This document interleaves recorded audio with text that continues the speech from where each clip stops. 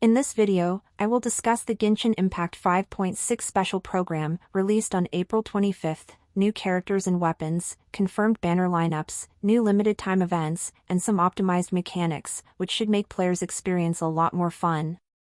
The first and new character to check out is Escoffier, a former chef who used to work at the Hotel Debor from Fontaine. She is a 5-star cryo polearm-wielding character, which focuses on elemental resistance shred and team comps surrounding the freeze elemental reaction. Because she is a character from Fontaine, she also has the Uxia archetype aligned damage, which can be useful against some of the enemies from Fontaine. When you tap her elemental skill, she summons a cooking mech on the field, which follows your active character around while firing projectiles at the enemies, making them take cryo damage. When you hold her elemental skill, she will summon a cooking mech which can absorb elemental energy and convert all the energy into a random dish with the help of one of her passive talents. Her elemental burst provides healing to the entire party, nothing too special, but it's worth mentioning. The best part about her kit is that if Escoffier hits an enemy with her elemental skill or elemental burst, she will reduce its resistance to cryo and hydro damage, depending on the number of cryo and hydro characters in the party for 12 seconds. If there's only one cryo or hydro character in the party, she will reduce the enemy's resistance by 5%. If there are 2 cryo or hydro characters in the party, she will reduce the enemy's resistance by 10%. If there are 3 cryo or hydro characters in the party, she will reduce the enemy's resistance by 15%. And the most impressive buff of all, if the party consists of only cryo and hydro characters, she will reduce the enemy's resistance by a whopping 55%. I think that Escoffier has a very interesting kit that can benefit Freeze team comps a lot, and I hope to be able to get her as soon as possible, and I personally am very fascinated about her gameplay and design. Another new character appearing on the banner is Aoife, a renowned Saurian veterinarian from the Flower Feather clan from Nathland. He is a 4-star Anemo catalyst-wielding character who focuses on healing party members and increasing swirl and electrocharge damage. When you tap his elemental skill, he will get lifted into the air by his Saurian companion Kakuku, entering the Night Soul Blessing state. In this state, Aoife can continuously shoot fire tonic shots, which deal Anemo damage to the enemies and restore HP to all party members. His elemental burst fires a therapeutic sedative, creating a wind current that groups enemies. You might ask, why does Aoife work best in swirl and electrocharge team comps? The reason is simple: his passive talent Field Medic's version. This passive talent allows Aoife, whenever he is in the Night Soul Blessing state, to increase swirl and electrocharge damage based on the total amount of Night Soul points across the entire party. Also, if you are in areas with Nathland's phlogiston mechanics and your active character or Saurian's HP percent decreases by a certain percentage, Aoife can consume his own phlogiston to heal them.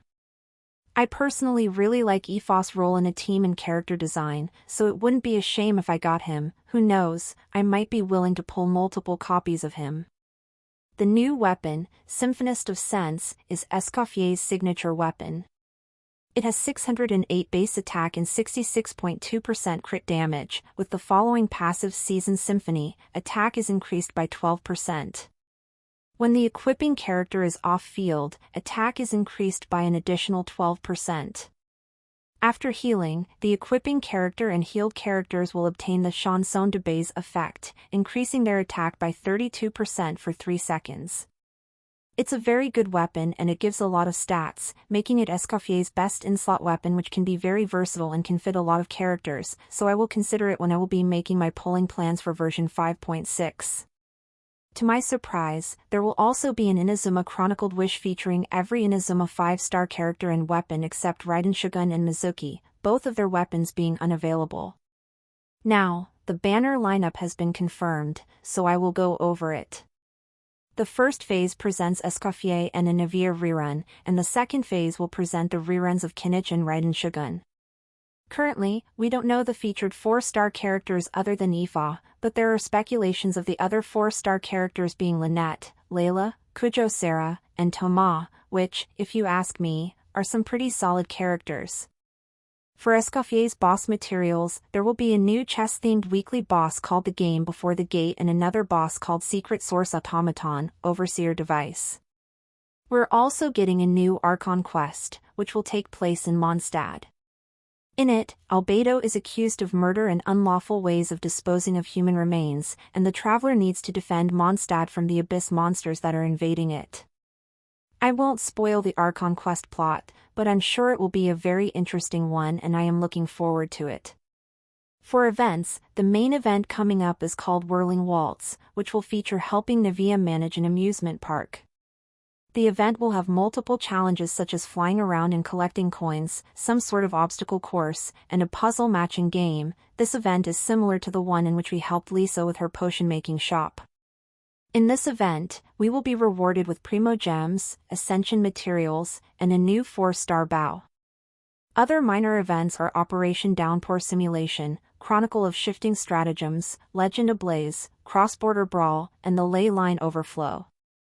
All of these events will provide Primo Gems, Ascension materials and Mora, except the Ley Line Overflow, which will increase the Mora and EXP books you get from the ley lines in the game.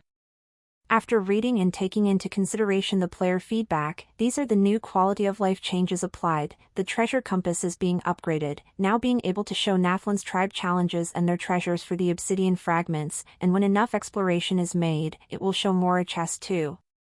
You can now delete map pins in batches at the same time, as long as they show the same symbol. Hoyoverse will simplify the character's talent description, so it will be less confusing for the player to understand the character's kit. The Adventurer's Handbook will organize the talent, artifact, and weekly boss domains. There will be new trackers showing how many materials you still need to ascend a character or their talents in the open world and at the crafting bench. In the Imaginarium Theater, Stellas can be exchanged for different rewards depending on the number of Stella that you earned. If you have 3 Stella you will get Artifact EXP, if you have 6 Stella you will get 1 Transient Resin, and if you have 9 Stella you will get 1 Sanctifying Elixir.